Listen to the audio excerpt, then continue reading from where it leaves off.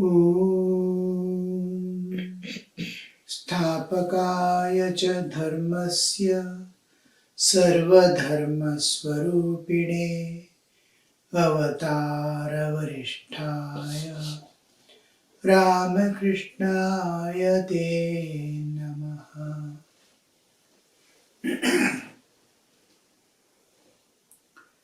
We were viewing the Manasa Puja. Tejastatvancha deepartham naivetyam swasudam buddhi. Anahata dhvanirghanta vayutatvancha chamaram sahasraram bhavet-chatram shabdatatvancha geetakam nrityamindriya karmani chanchalyam manasastata sumekhalam padmamala pushpam nanavidam tata. After the worship, we do the Pushpa Puja. We are gone offering Pushpa, and each one Pushpa is a conquest of nature. I have my internal nature and Kama, Krodha, Lobha, Moha, Mada, Matsarya, Raga, Dvesha, Ahankara, all this. Each conquest gives me a spiritual uplift. The more defects in me, more imperfections in me, I'll be more this body. More divine I become free from the bodily limitations. So, conquest of inner nature is essential to manifest the inner divinity, to evolve to the divine state. So, Amaya Dirbhava Pushpaihi Arche Amaya. We saw Amaya is being free from Maya. Maya is cosmic delusion and individual avidya, the individual ignorance by which I am born. I do not know who am I. I don't know what this world is. I don't know what God is. I have become a body. This world around is there of enjoyments and sustenance of life. And this is all I know. I don't know the beyond. I don't know what happens when I sleep. Who am I in this body? Nothing is known. This is avidya, covering my knowledge, avidya. And I am in this universe identified with the body as body because of the cosmic delusion. All beings have become the bodily existence, identifying with the body. They think themselves to be the body. They are not. The nature separates us totally from the bodily existence, taking us to another state of existence, dream. From dream also she separates us to make us understand you are not mind and senses also. Physical body separation is dream state. Dream separation from the dream awareness is I am denying the subtle body. Pancha Jnanendriya, Pancha Karmendriya, Pancha Prana, Buddhi Manas. Saptadasha Avayava. This is subtle body. I am not mind and other the internal organs also is shown by my entering into deep sleep.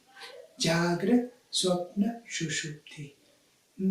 So I don't know who am I. I know my waking state. I don't know I am in dream during dream state. I am not witness of dream. I am not witness of the deep sleep. I am witness to certain extent of the waking state. A little of the whatever senses can predict me, that much of the awareness of the world alone I possess. And this identification with body, this perception of the world as if it is real for me, as it is eternal for me, this is delusion. Delusion and illusion. Yeah. Now, delusion is a part of my existence. the nature has put upon this veil that I cannot know anything other than that.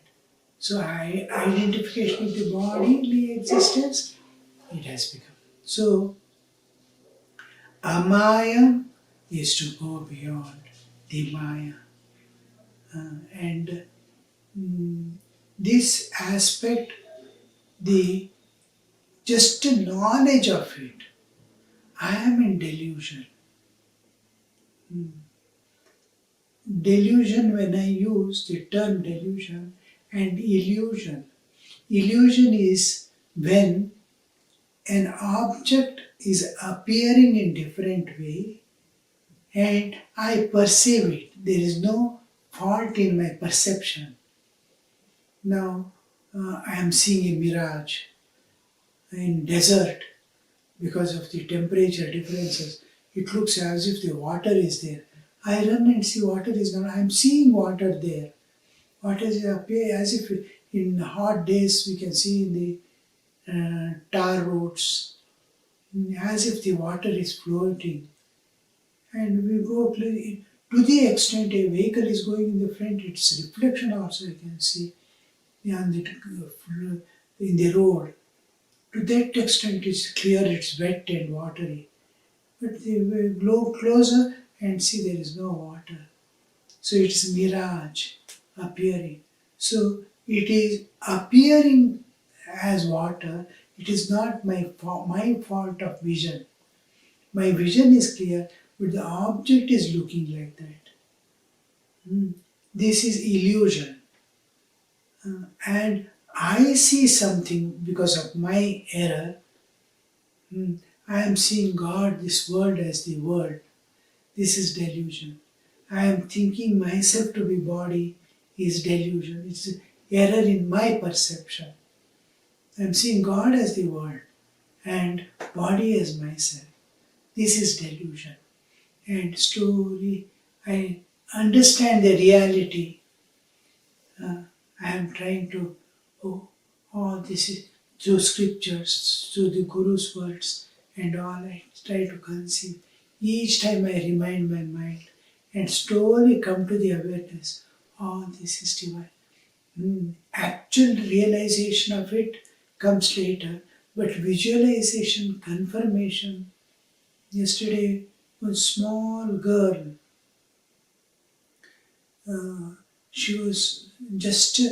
she might have finished her nursery classes or first standard, and she was explaining. I told sun is moving from sunrise to sunset. She said, no, it looks like that, but it's the earth moving around the sun.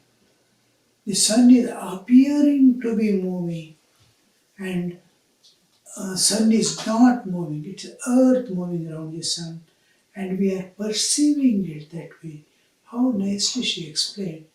The sun is moving, she is seeing, but her intellect is denying it and giving the correct version. This is coming out of the delusion, that I am clear about the understanding, and even it appears, even though I appear to be body, again I experience the bodily existence. There is a understanding which makes it clear, no, you are not body, you are Atman. Each time I try to enjoy an object, I want to eat some sweets and I enjoy that sweet, there is a voice from within. Oh, it's body eating. You are not, you are Atman. You are in the ocean of bliss. The little bliss is really revealed or released from the inner apartments to the external apartment of tongue. Deep within is the ocean of Ananda. It is coming out to the tongue as pleasure. And pleasure is associated with opposite. Ananda is not has opposites. Sukha has dukkha, joys and sorrows of life, happiness and misery. This dualities are there. So pleasure of the tongue. Then the inner voice comes. It's pleasure. It is not bliss of the Atman. You are Atman. You are the ocean of bliss. From that, a droplet, small particle of joy is getting released when you eat sweet and touching your tongue. You are mistaking it to be the joy, the bliss. It is there in within. So each time when you are able to understand, deny the falsehood and assert the reality, like the child said, no, we are seeing it like that, but it is sun moving around the earth, it is not earth moving around the sun. How clear that, how powerfully she denied that term, how it spins, earth spins on the, how it moves around the sun, and how clear is that understanding. Same clarity. Your experience is different from the understanding. Understanding is overtaking, is overpowering the experience. It is a very beautiful structure that experience is most important, but the inner understanding of that knowledge is clearly denying and overtaking, overpowering the experience. Means how clear and how firm that understanding is there. It cannot be denied because it is supported by reasoning and it is supported by feeling. When our understanding that I am not this body, this world is divine, again and again, in various ways, the scriptures goes on telling Sarvam Kalvidam Brahma, again and again, trying to contemplate and visualize it to be the Brahman. Visualize yourself not to be the body, but to the Atman. So Maya slowly decreases, as if the night has gone and dawn has appeared. The sunrise is not yet there.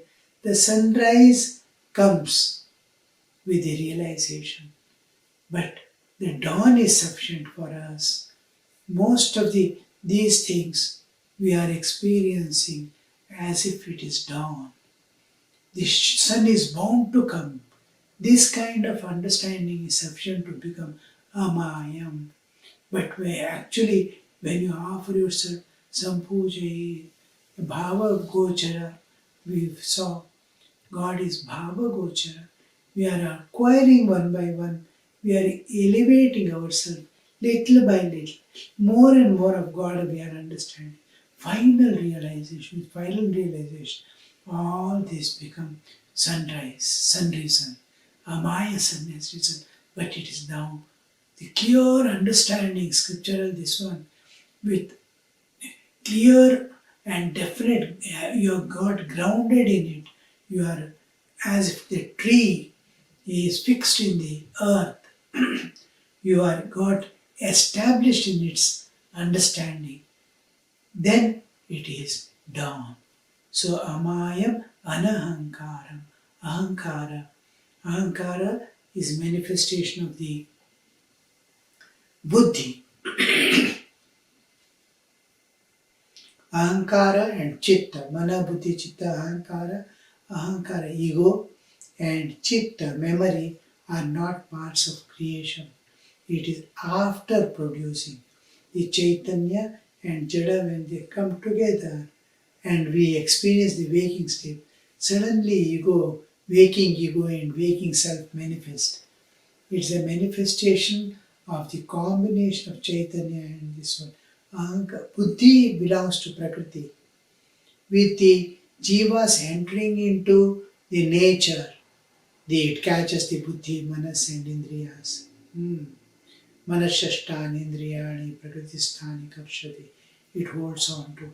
So this ahankara, it doesn't belong to Prakriti. It's an offshoot of buddhi. Ahankara is buddhi antargata, Chitta, memory is the manas antargata. So Panchajnanendriya, Panchakarmanendriya, Panchaprana, Buddhi, Manas, that's all is the Prakriti part. From Buddhi emerges out the Ahankara, and Chitta accumulates the memory. So this Ahankara is backed by consciousness, Chaitanya. Therefore, it independently starts feeling itself like Chaitanya and behaving itself like Chaitanya, means conscious entity. Ahankara doesn't have consciousness. Has a touch of consciousness, which just like a vessel, a copper vessel is there. You touch an electric live wire, the whole vessel becomes electrified, and it has become a conductor. If you touch the wire, how much current you get, same amount of current you are getting in the vessel also. But vessel is not creating, or it doesn't possess the electricity. It has a touch of the live wire. So it makes itself electrified. It is electricity as if. And like that, consciousness touches the ahankara and ahankara. The touch of the conscious make it conscious, buddhi and chitta. This buddhi, this ahankara, when has the touch of buddhi, has the touch.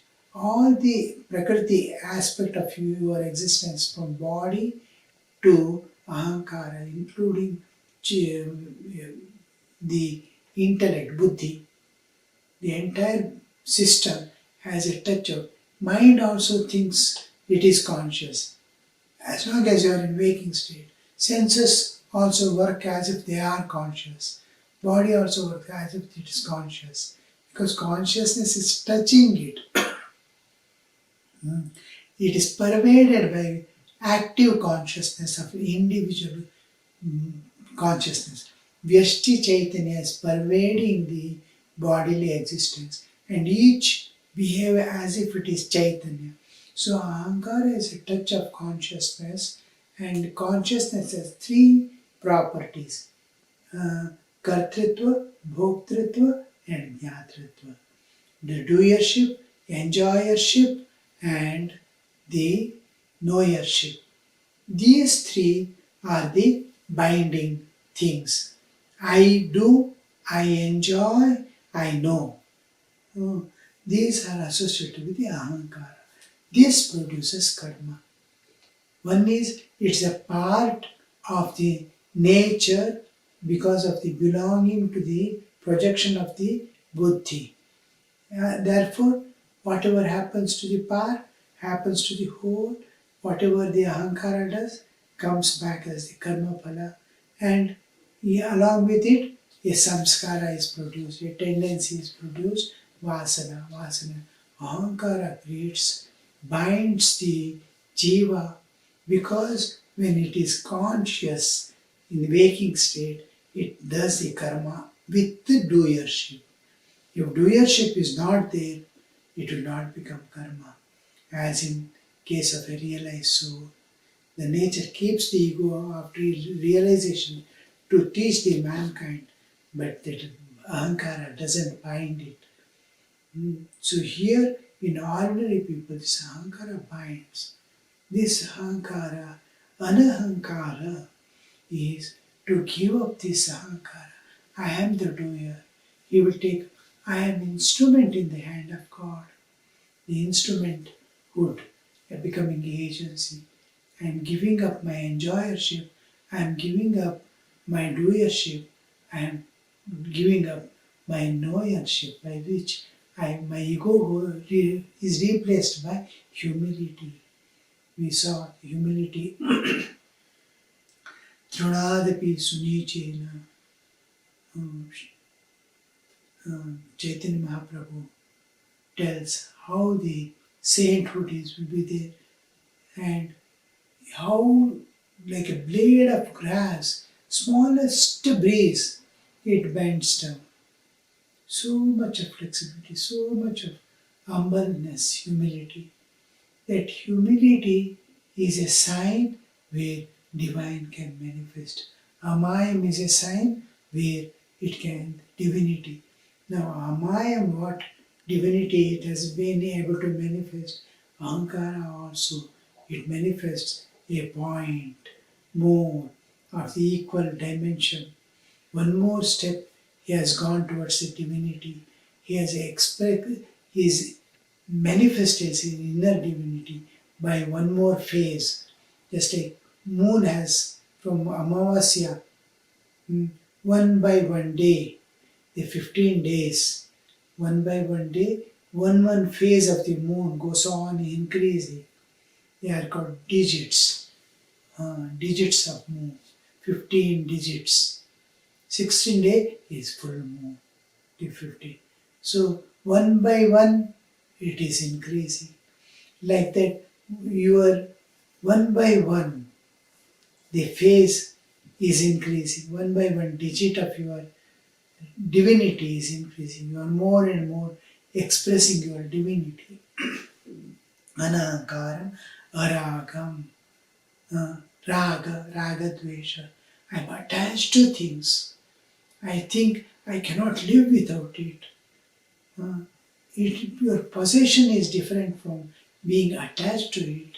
You may be having all things around you, like Janaka Maharaja, king, his king with the whole kingship and his whole country, the nation, kingdom as his, and all the prajas, so many glories, greatness, all that he has, but he doesn't identify with any of them. It's there, it is there. He is not affected by it. So, like that is araga, ragadvesha. Raga is attachment, dvesha is aversion. Raga is I am held by it. I am also holding it, is also holding me. Attachment. And I am possessing it, or it may be there or may not be there, but I am not attached to it. Attachment means I cannot live without it. Suppose my child, my property, I don't want it to part any time. It is mine. That possessionhood, it is mine. I cannot separate. I cannot live without it. All these understandings, all these feelings, all these thoughts limits me to it. Aragam, free from that attachment. Oh, I love, I serve, I give, I don't take, I don't possess. It has total freedom to be a part of nature as it wants to be. I don't have. I am not holding it, I am not gripping it, I am releasing the grip. And by releasing grip, it is not going to go away anyway. It will remain there, free from my grip, because my grip is holding it. Now, when I release the grip, I am free from it. Now, I can evolve further. Anything of this universe, if I hold, I cannot evolve. I cannot go ahead. It is like holding something which is stuck inside the earth. A huge nail like put in the earth, or holding a tree which is rooted in the earth. I cannot move. I am anchored. So I have to lift the anchor. Each one is like lifting an anchor. I am released from that. So aragam is being free from this raga. Amadam. Mada. Mada is a kind of pride like. A pride with arrogance. I have got education. I have got money. I have got beauty. I have got strength in the body. I have got youth. All this mother. I am expressing this as arrogance. Or I am trying to use it for harming others, then it is called mother. I want to belittle others, showing my greatness, it is mother. So, not to have arrogance, not to have pride. Pride comes before a fall. So, when I am going to be insulted, I am going to be ditched, I will get this arrogance. The moment you see arrogance, oh, there will be a fall. When you see the pride, there will be a fall. The pride comes before a fall. So arrogance comes before a fall. That beaten, trodden nature gives her blow. So this, it becomes amadam. When you are free from this arrogance, you possess all things, you have a lot of wealth, but that to show off, to exercise it as a power, you have youth, you have beauty, you have got all things intact, but you keep yourself as if they are not there, as if you disown them. It belongs to nature, it belongs to God, it belongs to all. What is my position? And I see, oh, all these are passing away. Where is that strength when old age comes? Where is that beauty? Where is that when you are bedridden, what your wealth will do for you? You may be very rich, but when you are on the deathbed, the richness is not going to help you in any way. Your education, your knowledge, your understanding, your versatile capacities, nothing will help you when old age and death comes. So this right understanding, oh, I need something beyond, I have to go something beyond. That understanding makes me amadam, free from mother. And then tatha amohakam, moha. Moha is what is not mine, I claim to be mine. The child belongs to God, property belongs to nature, God. It will be here. Now this land is there. How many people came and told, this land is mine, this house is mine, and went away. Now the present owner claims, this is mine, I paid this much, it is in my name. And there is a RTC proof, government proof that it belongs to. But how long? As long as perhaps I live here, or as long as I have that position, I have not sold it to anybody. But when I leave this world and go away, will it be mine? It will immediately somebody one comes and claims it is mine. Like that, millions of people come and go. That which is not mine, I am telling, it belongs to God. Eternally is reality. To accept this reality, it belongs to God. According to my karma and for my evolution, God has given this. I have been made trustee of this, to take care of it, to make it, help it evolve. So this, for my sake, to help me to evolve to higher levels of this one, to make my living, these arrangements God has made. And this I can never call as mine. All this belongs to God for eternal. I have come to this world for a few days, I am going to have to go back. It doesn't belong to me. Whoever says this belongs to me is moha, who really gets released from it is mine. Children, whose children are they? Are they yours? No, it belongs to God. I have been blessed to give birth, and I have been blessed to take care of them. They belong to God. This understanding is the real which makes you free from moha. The moha is the sense of mind in what is the sense of I. In the body is maya. The sense of mind in an object or in a person is moha. You are free from that mindness in objects and people is amoha. These are all things what are holding me to manifest our divinity. I cannot become divine as long as these hold me and I hold them. So when I become divine, my love, my care, my dedication, my sacrifice will be more. Suppose children I call mine, I won't be able to love, I won't be able to sacrifice as much I do when I say they belong to God. So each one makes you more and more divine.